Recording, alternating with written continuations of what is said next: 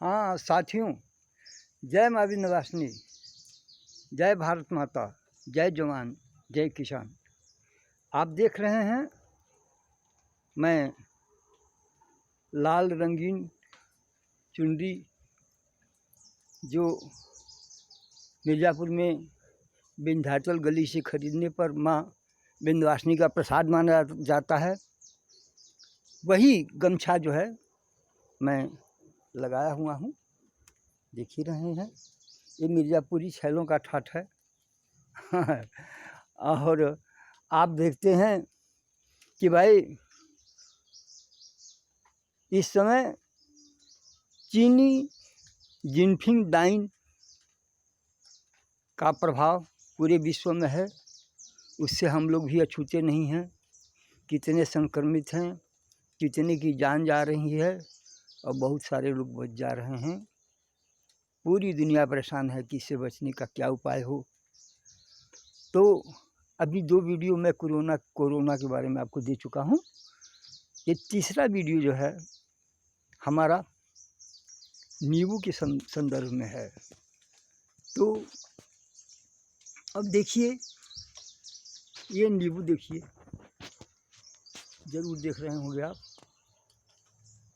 ये फल जो है बिल्कुल अमृत तुल्य होता है और कोरोना ने ऐसा किया कि यह लोगों के लिए महत्वहीन हो गया।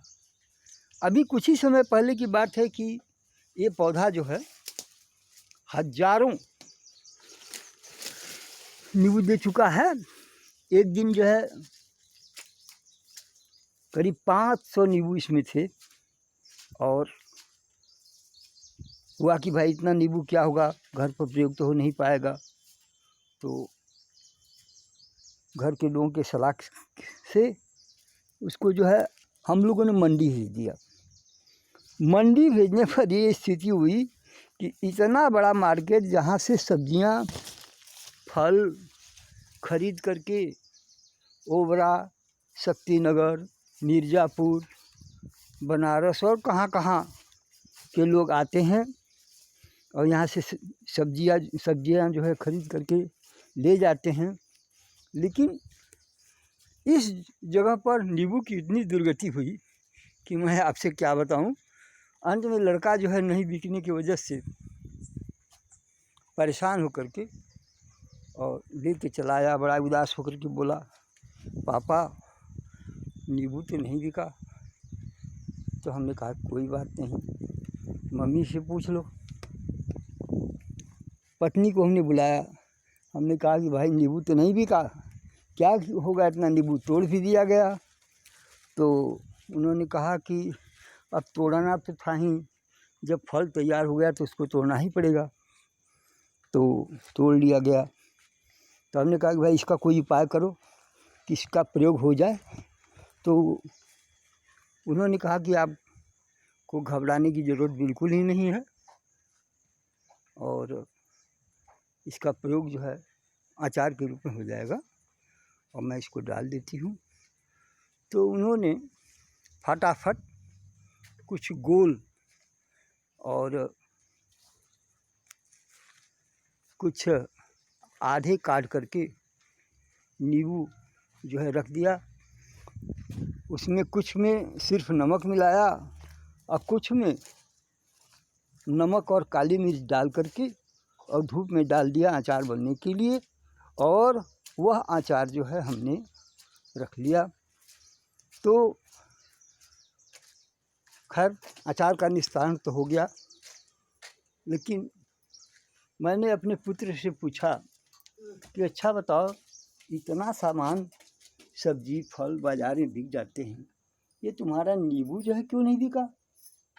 तो उसने कहा कि पापा ऐसा है ना कि नींबू जो है सर्दी का जो है कारक माना जाता है। इस वजह से व्यापारी नींबू खरीद नहीं रहे हैं, क्योंकि लोग नहीं खरीदेंगे तो व्यापारी खरीद के क्या करेगा। खैर नींबू का अचार बन गया, हमारी समस्या दूर हुई। लेकिन आपकी समस्या भी दूर नहीं हुई है। हमको सोचना पड़ेगा। अब जो है कोरोना के फैलते ही एक बिल्कुल ये आम बात हो गई, लोग शिकायत करने लगे कि भाई और ठंडी चीज़ों का प्रयोग ना हो। लोगों ने ठंडी चीज़ समझ करके नींबू का प्रयोग ही बंद कर दिया। आइए हम आपको बताते हैं कि नींबू का प्रयोग जो है कितना ज़रूरी है। आप सभी जानते होंगे कि नींबू जो है वह विटामिन सी का भंडार है और नींबू जो है 2-3 तरह से काम करता है, कई तरह से काम करता है, लेकिन 2-3 तरह मुख्य है।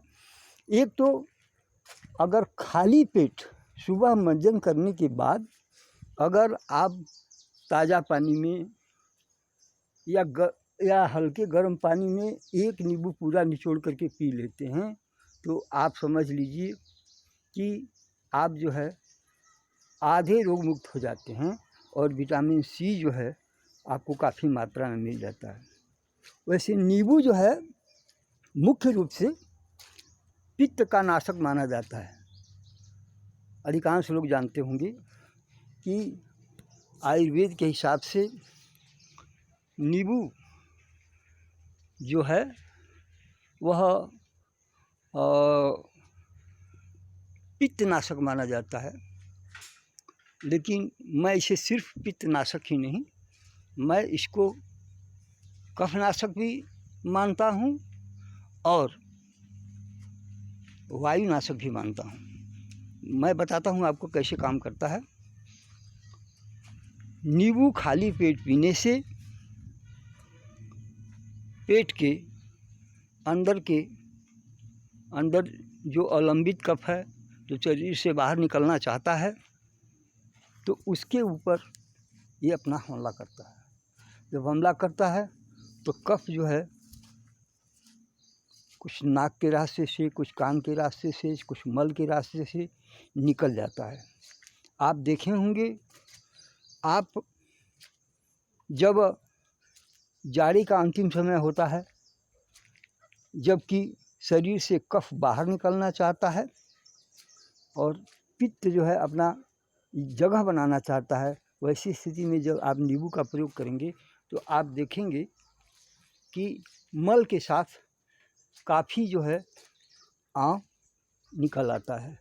और 2-3 दिन अगर लगातार नींबू का प्रयोग कर दिया जाए तो पेट से आँव जो है निकल करके पेट शुद्ध हो जाता है। अब देखिए, नींबू ने तो शरीर से कफ को निकाल दिया, ठीक, नींबू ने शरीर से कफ से निकाल दिया तो पूरा पेट साफ हो गया। और हो सकता है कि आपको इस कफ की वजह से गैस की शिकायत हो सकता है कि इस कफ की वजह से आपको पेट में गड़बड़ी रहती हो।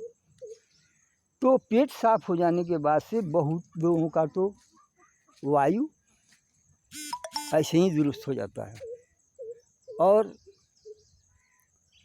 वायु दुरुस्त हो जाता है और पित्त भी निकल जाता है। इसी प्रकार से गर्मी के अंत में शरीर से जो अतिरिक्त पित्त है वह बाहर निकलना चाहता है और वायु जो है शरीर के अंदर बरसात के स्थितियों का सामना करने के लिए शरीर के अंदर प्रविष्ट करना चाहती है, तो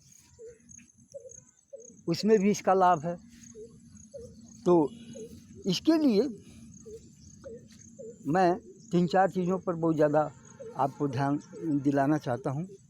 एक बात तो यह कि नींबू आप सुबह मंजन करके और 1 या आधे गिलास पानी में, कम से कम पानी में जितना हो सके, आप एक पूरा नींबू निचोड़ करके पी लीजिए।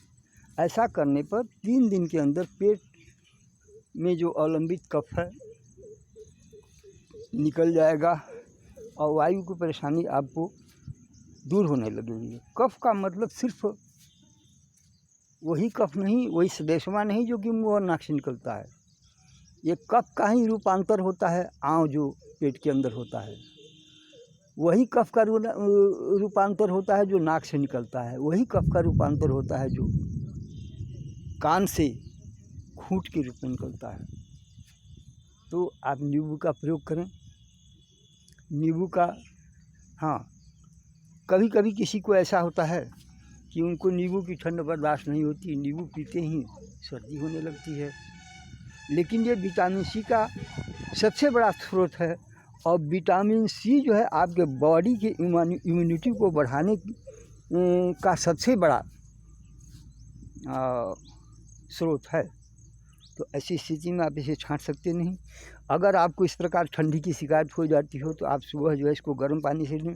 3 दिन प्रयोग करने के बाद आपको लगेगा कि गले में खराश हो रही है, तो ऐसी स्थिति में आप सुबह जो है नींबू पानी लेना बंद करके इसको भोजन के साथ दाल में या पानी में डाल करके आराम से पी सकते हैं। और उस समय दोपहर हुआ रहेगा, आपको इसकी दिक्कत नहीं होगी। अगर किसी प्रकार की दवा आप लेते हैं कफ संबंधी या किसी और कारण से, तो आप नींबू का प्रयोग करने के पश्चात दवा खा लीजिए, कोई दिक्कत नहीं होगी। तो नींबू जो है अमृत है। और अगर जाड़े का समय है, जाड़े के समय में लगभग सबको जो है नींबू परेशानी पैदा कर सकता है। तो ऐसी स्थिति में जो नींबू का अचार हमने आपको दिखाया था, तो जो है वो नींबू का अचार, आप नींबू के अचार में काली मिर्च नमक डाल के अगर बनाया गया है तो बिल्कुल वो नुकसान नहीं करेगा। हमारे यहाँ भी जो नींबू का अचार जो मैं बताया अभी, तो वो आधा जो है गोल नींबू पड़ा हुआ है, उसमें नमक डाल दिया गया और काली मिर्च जो है पीस करके डाल दिया गया है। आप देख सकते हैं इसमें जो है नमक के साथ काली मिर्च पड़ा हुआ है। कहीं कहीं जो है आपको देखिए इसमें दिखाई दे रहा होगा काला काला सा, तो यह जो है ये काला काला से इसमें दिखाई दे रहा है, तो ये काली मिर्च है। इसको डाल करके इसको जो है 5 दिन पर 7 दिन पर, या नमी अगर है तो इसको जो है धूप में दिखाना होता है, और दिखाने पर एक जाड़े भर आप इसका प्रयोग कर सकते हैं भोजन के साथ, कोई दिक्कत नहीं होगी। और एक और चीज़ मैं बता दूं, एक अनुभव की बात, आजकल आम लोग जो हैं गैस से परेशान हैं। तो गैस की परेशानी के लिए मैं एक दवा बता रहा हूँ। ये दवा कुछ नहीं है, आपके घर मिलने वाली चीज़ है। आप प्रयोग भी करते हैं लेकिन सही समय प्रयोग नहीं करने की वजह से आप इसका लाभ नहीं पाते। तो ऐसा कीजिए कि सुबह दिन को आप नींबू का प्रयोग कीजिए, चाहे सुबह कीजिए चाहे दोपहर में कीजिए, या गर्म पानी में कीजिए चाहे ठंडा पानी में कीजिए या ताज़ा पानी में कीजिए, जैसा आपका शरीर अलाउ करे वैसे नींबू का प्रयोग कीजिए। इससे आपको विटामिन सी काफ़ी मात्रा में मिलेगा, जिससे कि आपकी बीमारी की प्रवृत्ति दूर होगी। 2-3 दिन के अंदर नींबू जो है कफ को निकाल के बाहर कर देता है, जबकि सर्दी खांसी जो है 21 दिन का मर्ज़ है, 21 दिन का रोग होता है। तो इसके प्रयोग करने में कोई दिक्कत नहीं है। तो और लोगों ने कोरोना में इसका प्रयोग इसलिए नहीं किया कि नींबू पिएंगे तो कफ होने लगेगा। अरे भाई, कफ जो है पेट पचने वाली चीज़ थोड़ा है, तो त्रिदोष में आता है कफ पित्त और वायु। तो जो मुंह में कफ आ जाएगा तो क्या करेंगे? क्या उसको निगल लेंगे? नहीं, वो विकार है, अगर मुंह में आ गया तो उसको थूकना ही है। हाँ, इतना ज़रूर है कि ऐसे जगह पर न थूकें जिससे किसी को परेशानी हो, जिससे संक्रमण फैलने की बात हो। तो ये हमारा नींबू के बारे में स्टेटमेंट है। अगर किसी भी व्यक्ति को नींबू के बारे में कहीं कोई दिक्कत आ रही हो तो आप हमसे फ़ोन करके इसके बारे में जानकारी ले सकते हैं। 90-260-46-624 पर फ़ोन करके हमसे आप अपनी शिकायत दर्ज कराएं। धन्यवाद। जय हिंद, जय मां विंध्यवासिनी। ईश्वर कोरोना से इस कमबख्त जिनफिंग की डाइन से आपको बचाएं। भगवान करें इस वायरस को पैदा करने वाले का नाश हो और दुनिया से के लोगों को इस वायरस को भगाने में सफलता प्राप्त हो सके। जय भारत, जय हिंद, जय माँ विंध्यवासिनी।